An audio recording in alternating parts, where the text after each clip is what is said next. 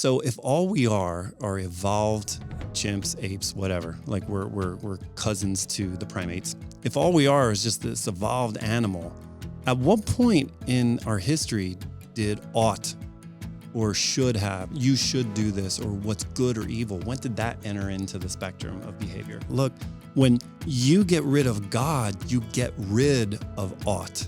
When you get rid of God, you get rid of this idea of what should be and good and evil. There just is. So we should live in a world right now that is very animalistic in nature if all we are is evolved animals. We should live in a world that's just like, well, so-and-so got murdered. That's just what people do. If there is a God, how can there be a God and have there be so much evil and wickedness in the world? You turn on the TV, even in our own lives, there's just awfulness. Even in the Bible, you read some of the Old Testament, and it's like humans doing horrible things to humans. And then the last multiple thousands of years, like empires, destroying each other. And then in modern day, you have wars and you have horrible murders. And it's like all this stuff is evil. Yep. It's bad and it's happening. And so I think any thinker is going to do is they're going to go either God is real and he lets this happen. And if he does, doesn't that make him kind of a horrible jerk? Or God is, or you just simply say, well then, or God's not real. And then I don't have to reconcile that. So what do you say to the person that's kind of thinking like? Right. So again, what we've been talking about up to this point, it's like the urge is just be like, destroy, I must seek and destroy this person's argument. And it's like, no, you want to draw it out. You want to, understand a little bit more. So tell me more about that. Like, where are you coming from this? What's been your experience? One of my best questions my favorite questions is to say like, so what's been your experience with this? Like what's been your faith experience? Where was the point where did you actually, like early on in your life, did you go to church? Did you go to youth group, something like that? Was there a point which you kind of like fell off? And did you start to identify where it is that maybe this is, I don't know, almost like a smokescreen for something else, that this becomes an argument that supports so something they're deeper. like talking about evil in this world and that God is absent, but maybe God was absent in their own life. Yeah, and the evil was their youth pastor who told them like, you got to stop doing this or you're going to wind up in hell or something like that. Yeah. There's some damage there or some baggage that they're taking with. And so while they asked the generic question 10,000 feet up, it originated in the heart of a 15-year-old that was hurt. And so you're off here fighting the false war. Yeah. You're like battling all these issues, and it's like that's not really the center point of where they're coming from. That's you almost like want to say zero. Like you're saying, why does God allow evil? But you almost are like, no, maybe you're asking, why did God allow evil in my life? Yeah, and finding out what that is. So it's a lot of asking questions, a lot of really just like poking and prodding. But it does eventually come to the point where the person will say, okay, so this was my personal situation. This is what happened to me. This is where evil showed up in my life. And we might get to that, but then they'll eventually get to the point, but I can't really put my faith in a God that would allow all these horrible things to happen. And this is where, and again, I'm going to ask you, like, is it cool if we like take some time on this? Because it's going to, it takes a while to unpack. I would say, I think I have an issue with the idea of what you're talking about with evil. Okay. Because if there really is evil in the world, I mean, you're telling me that there's something that you recognize that ought not to be. Okay. So obviously in its most generic sense, evil is something that's not good. It's not what ought to be. Yes. Right. Yeah. So the question is, where does that come from? And so again, this is a very, very kind of like preliminary type of addressing the deeper topic of who God is and atheism itself. But it's like saying, look, when we talk about evil, you're talking about something that's like extra. So for example, if all we are just animals, we're just evolved animals, which I don't agree that we're evolved animals. I'm sure you don't agree that we're evolved animals, but maybe there are some atheists out there that think that we're just evolved animals. And so like, if you think that we're evolved animals, where did this idea of what is good and evil come in? Where did that happen? And so it takes me back to Jane Goodall, Jane Goodall, right? Yeah. The animal behaviorists. So she lived with apes, gorillas. I know for a fact she worked with chimpanzees about 20 years ago. And as she was working with these chimpanzees, she named one of them Frodo. There's another movie, right? She was Lord of the Rings. She was watching Lord of the Rings. She really liked this one chimp and named him Frodo. And she said Frodo was kind of like a bully. You know, he was a little bit aggressive, but she really liked him, you know. And so, again, this is a woman who spent decades becoming familiar with chimpanzees, with apes, gorillas, and was accepted into their clan, learned their behaviors and things like that. So she's working with this group of chimpanzees. I don't know how it's set up, but apparently somewhere in Africa, like pedestrians can walk past wherever they're working with chimpanzees, which I think is probably not a good idea. But this woman was walking by with her baby, and Frodo ran up and stole the baby. And I don't know how far you want to go into this, but it was gruesome what Frodo did to that baby. I mean, it wasn't just killing the baby; it was like completely like it was evil. Horrible. It's horror, 100% evil. You know, it's not just like, well, you know, dropped her off as he was running, she knocked her head on the ground, or like no, like did horrible things to this baby. So that brought up a dilemma because there were, all kinds of people in the community were like, we got to put this chimp down, put a bullet in this chimp and destroy this chimp. I mean, obviously going to do it again. But then these animal behaviorists, they spoke up and they're like, no, back up. This chimp was only doing it was acting in its nature. And so it was never killed. It was never put down because it's acting the way it's supposed to act. So my question would be for Chad the Atheist would be, so if all we are evolved chimps, apes, whatever, like we're cousins to the primates. If all we are is just this evolved animal, at what point in our history did ought or should have, you should do this, or what's good or evil? When did that enter into the spectrum of behavior? That's where I would start off. And again, this is like, there are many parts to this, but we're talking like couple lunches, couple coffees, whatever. We're just talking back and forth. But I would slowly spread this idea that, look, when you get rid of God, you get rid of ought. When you get rid of God, you get rid of this idea of what should be and good and evil. There just is. So we should live in a world right now that is very animalistic in nature if all we are is evolved animals. We should live in a world that's just like, well, so-and-so got murdered. That's just what people do. So you're saying that to the antithesis of what even the premise of the question is, the premise of the question is if God isn't real, if God's not real, then the horrors of this world make more sense. Right. And you're saying actually, so I'm saying it's the fact that the horrors of this world are wrong is evidence that there is a God. You're arguing from the other side. You're using someone else's currency. You know what I mean? You're arguing against God with the currency of Christian thought.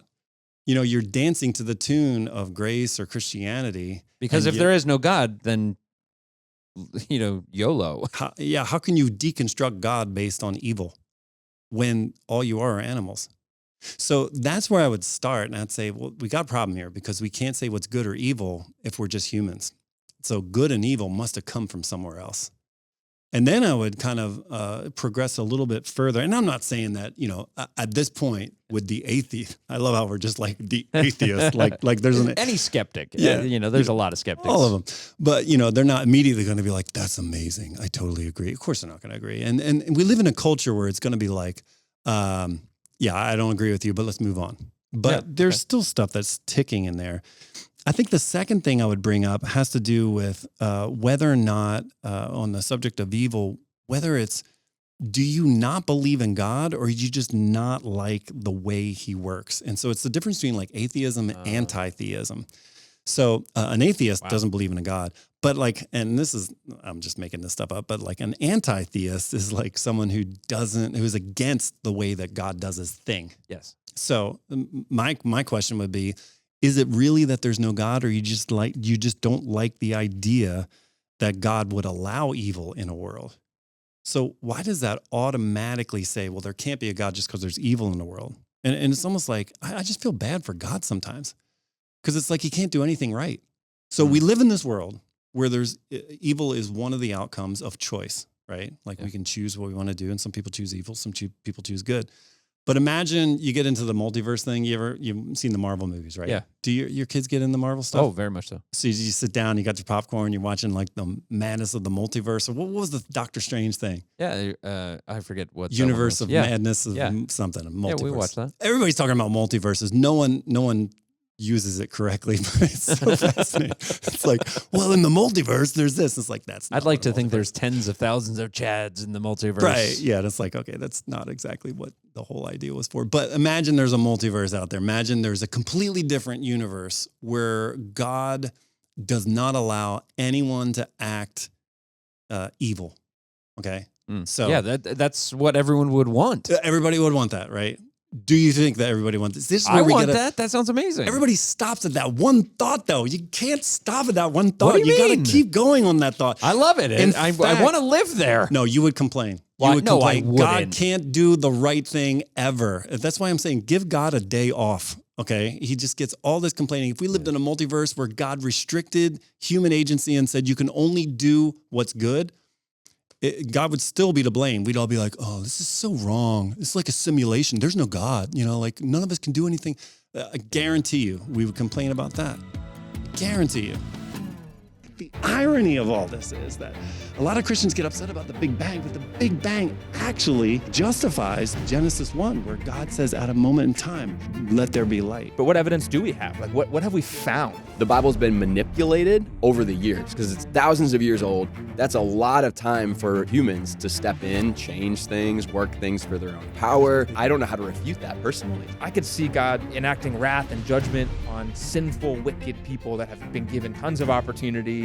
But what about, children, firstborn? Those are tough. Now you're talking about legitimate innocence. Do we just have to ignore that? I'm probably mid-wrestle with that one, where it's like, I don't know enough to be like, hey, this is exactly why. This is something that has really led to, in my past, almost a crisis in my faith, that all of these religions seem so similar to the Orthodox Christianity that I believe in.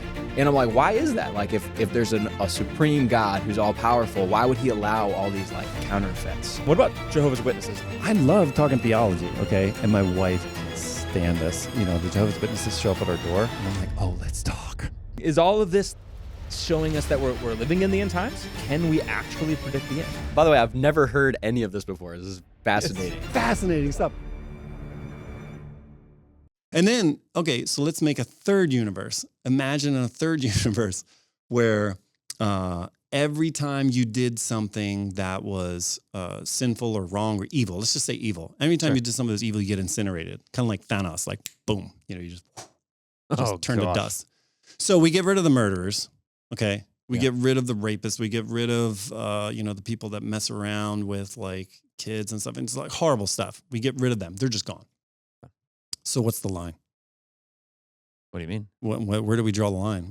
Who gets evaporated and who doesn't get evaporated? We live in this multiverse, right? That now God's finally doing what we wanted to get rid of all the evil. So at what point am I getting evaporated? At what point are you getting evaporated? Because what's evil to one isn't evil to I would be dead others. by now. I would have been dead by 8. Yeah, who gets to make that decision? Well, it's not even so much that, but we're all evil. Yeah. Okay, so I rented a Tesla a couple weeks ago. I love Teslas. They're very expensive, and we were going on a trip somewhere. I'm like, well, it was. They made this deal where it was kind of cheap to rent a Tesla. I'm like, let's go for it. It was the dumbest decision because you got to charge and it takes forever. And then I got this bill a week ago for a lot of charging, and I was like, they never told me. But anyhow, so I'm in debt big time because of my Tesla adventure. But that thing is pure speed. Have you ever been in a Tesla? I have not. You need to get in a Tesla. The blood goes to the back of your head. It is so fast. I'm serious. They've done these things. You look on YouTube, they've done Tesla, Maserati, and Lamborghini, and it destroys them off the line. The quarter mile. Why is that? Destroys them because it's pure energy. I mean, there's no gears. You're not throttling up through anything. You just go. Interesting. So I'm on the highway, and this guy next to me, he's in this Audi, and he's all you can just tell it's pure speed as well, And I'm on the highway, and Aiden's next to me, and I'm just driving, and I'm looking, and in my mind, I'm like, he's got the medallion and the toothpick and the glasses and the Ray-Bans, and he's one of those richy guys. It's I own the road, Yeah. So I'm like, I want to destroy him. I just wanted to destroy him, you know? So he comes past me. He's flying past me. I hit the accelerator and I was like in the next week. Like he was in my rearview mirror within like 2 seconds. And it was such a great feeling. You know, I was just like, I destroyed him. Got in the left lane, went past, got in the right lane, and then he passes me. And now we're doing like pass and pass, you know, that sort of thing. And I'm like, is this worth a ticket? It's probably not. You know, it's not worth a ticket. So we're going, it's just road rage back and forth, basically. And then like it got all congested and he went ahead of me and he looked at me, you know, he looked at me like, I win. So at that moment, I imagined like his car blowing up, you know, in my head. Yeah. So would I be incinerated then? That's evil. That's wrong. Yeah. So I wouldn't last. What's been your example of not lasting? I think I'd be turned to dust about, you know, by 9 a.m. every day. Yeah. And, you know, just by the sheer, my natural nature is selfish. Yeah. Like the very nature of Chad is me. Right. And I think that means that left to my own devices, I would choose me over you every day of the week. Without God in my life, there'd be no reason I wouldn't make, you know, horrible choices. And that would, if in your picture of God eviscerating or disintegrating anyone that is evil, that would be me. So we've got 3 universes, right? We got this universe where evil is allowed for choice, and then we can choose God. Yeah. You got this second universe where like everybody's robots, and you got this third universe where people get like completely destroyed, you know, if they're sinful or whatever. Sure. In every universe, we're complaining. In every universe, we're saying God's to blame. And so really it's like, is it really about not believing in God, or is it more about not agreeing with the way he runs things? Interesting. Do you see what I'm saying? Yeah, I do. And I do wonder if a lot of people that are atheist or skeptical, it really does come down to that it's not that I don't believe there's a God. I just don't like him. Yeah. I don't like the way he's running this present universe, the way he's doing it, which brings me to the third point. So if we can get to that point and be like, okay, I can see that. I can understand that it's really not about whether or not I agree with God. This one question has more to do with how he's running things and whether I agree with the way he's running things. So to recap, the first 2 points of your answer to the question of why is there evil? Why would God allow evil? You basically, first part you said was to even understand that there's evil, you have to first understand that there's good and that, you know, you're using God, you know, language, you know, by even saying that there's evil and there's good, you're basically acknowledging that there's a God that helps you separate the difference and separates us from the chimpanzees. Yeah. The first point is basically saying like, look, if you're going to say something's evil, then you got to accept that there's something good, because you can't have evil in a world that's just kind of like, well, we just act this way. Yeah. Mm-hmm. And then the second point you were basically talking about is, sometimes people mix up the idea that there's no God. In actuality, what they're feeling is they're angry to God. So much of the evil argument has to do with like, I don't like the fact that God allows evil. So I get that. Yeah. But that doesn't mean he doesn't exist. Yeah. There's a big difference there. Yeah. And so getting a person to realize that like, okay, well, maybe it's not so much that I disagree with the fact that God could possibly exist, but actually I just disagree with God. I just don't like the way he's running things. It's a whole lot different than saying there is no president of this company versus I don't like the way he's running this company. That's a very big difference. And again, the original question is, why would God allow, if God is real, why would he allow evil? So, which comes down to the third thing, which really has a lot to do with love. And so when we talk about love, and love, obviously, it's much more than just a feeling. It's a decision. It's a decision to love somebody for a lifetime, to have their highest good. You're married. You've been married how long? 21 years, Steph and I. To Steph? Yeah, you're married, man. She's a saint. That's amazing. I mean, do you ever think of that? I honestly, like, I just got a text from my wife about an hour ago, and she's like, how's your day? And like, I don't know, just the simple thing of like, there's someone out there who's thinking of me, you know, who's committed to me for a life. That's a big deal. That is a big deal. That's a huge deal. And, you know, like after how many, you know, decades or whatever. So, you know, you love your wife. Is there anything that she does that you're like, oh, I wish she would just stop doing that? Oh, other than being amazing. That's good. You know what you're doing. Sometimes you know she's too amazing, and she makes my life too much better. That's good. That's good. So imagine you could make her into a robot that does whatever you wanted to do, anytime you wanted to do whatever you wanted to do. She couldn't be like, no, Chad, we're not watching High School Musical again. She can't do that. Yep. She can't do that. Yeah, I got a fever. The only cure is more Zac Efron in High School Musical. I totally imagine at the Herman household, it's Frozen 3. Yeah. Is there a 3? No. Frozen 2, High School Musical, Titanic. Am I hitting them? No, you're all wrong. You're all wrong. It's a lot of Marvel. Gorillas in the Mist. Actually, ironically, this is why it's so funny. Parker and I have been watching Planet of the Apes. So as you're Watch talking, Jane Goodall documentaries. as you're talking, I'm literally like, yeah, I Excellent. can see this happening. Okay. So imagine Frodo. like anything you're picturing it. Anything you could imagine, like you're like, I just want this to happen. So immediately you could snap your fingers and be like, hey, Steph, guess what? It's time to do the dishes. She'd be like, yes. And she'd go do them. Or like, it's your turn to pick up the kids. Or like, she couldn't say no to you. She's a robot. Yeah, exactly. Like she couldn't not choose you. So how long does this last? So for as long as you want, how long would it take before you got bored? It'd be a minute. I want to hear dates. Like, how long would it take? I think at least a week would be fun. Yeah, that'd be fun. maybe a month. Yeah. So but I see what you're getting at. You're saying eventually. I think I'd go 2 years. I mean, honestly, before 2 years up, I would get really bored of that because obviously you're saying like, okay, well, this isn't real. Like it's programmed. But I'd enjoy it. Yeah. I'd enjoy it. Let's go rock climbing. Let's go to the Grand Canyon. She does whatever you want it to do. Totally, 100% of the time. Yeah. But that's why when you can't not choose someone, then that's not really love.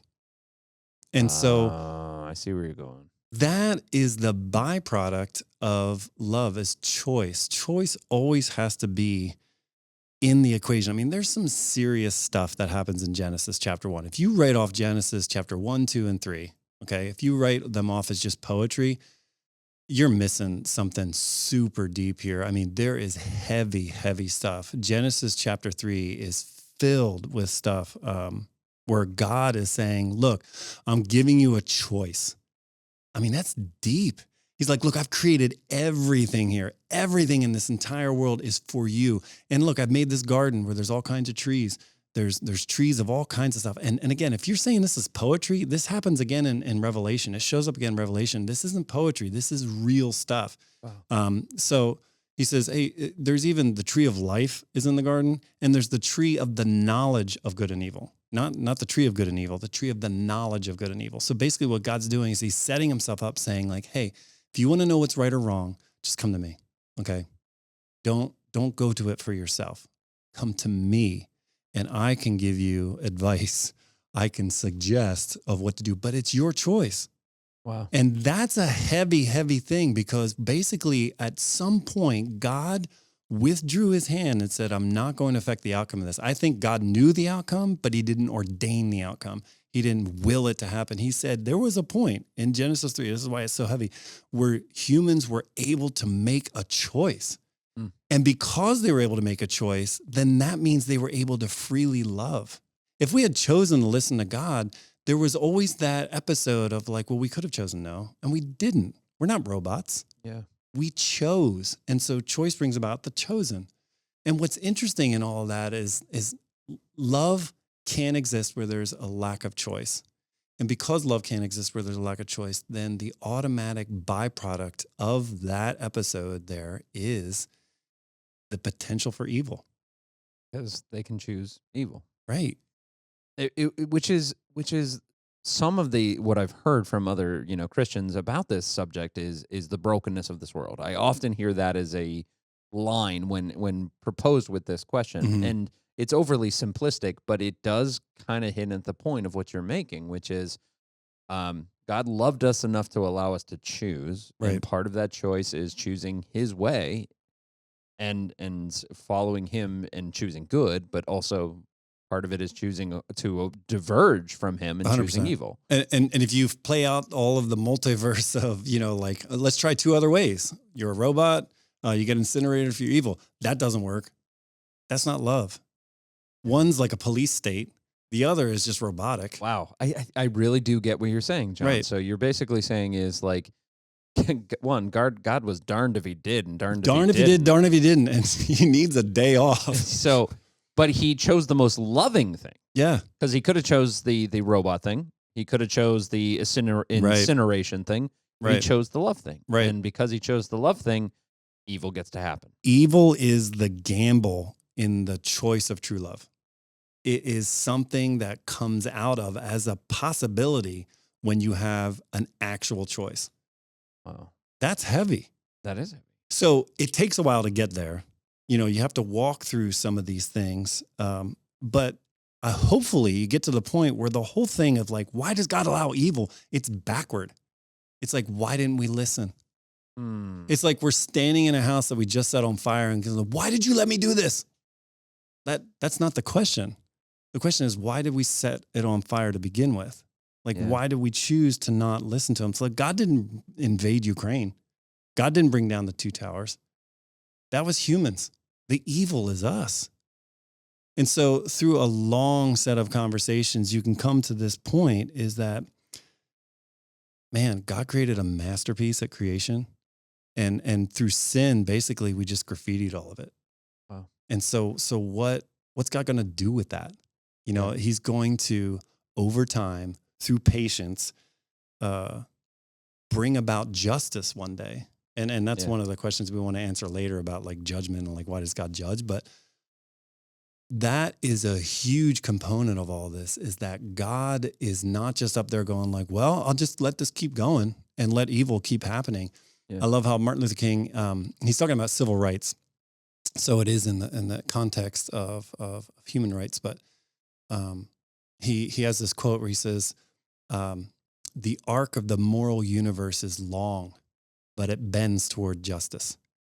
And so there's this idea that God has in mind a long-term, like we are going to bring about judgment day, but I'm going to let it last for a long time because as we eventually bend toward justice, that allows more and more people to choose to follow me versus to choose evil and to choose Christ versus to choose themselves or humanism or atheism or whatever it is. Does that make sense? Yeah, it does. So it's kind of like we have to remind ourselves that God has a plan and then God is working on that plan.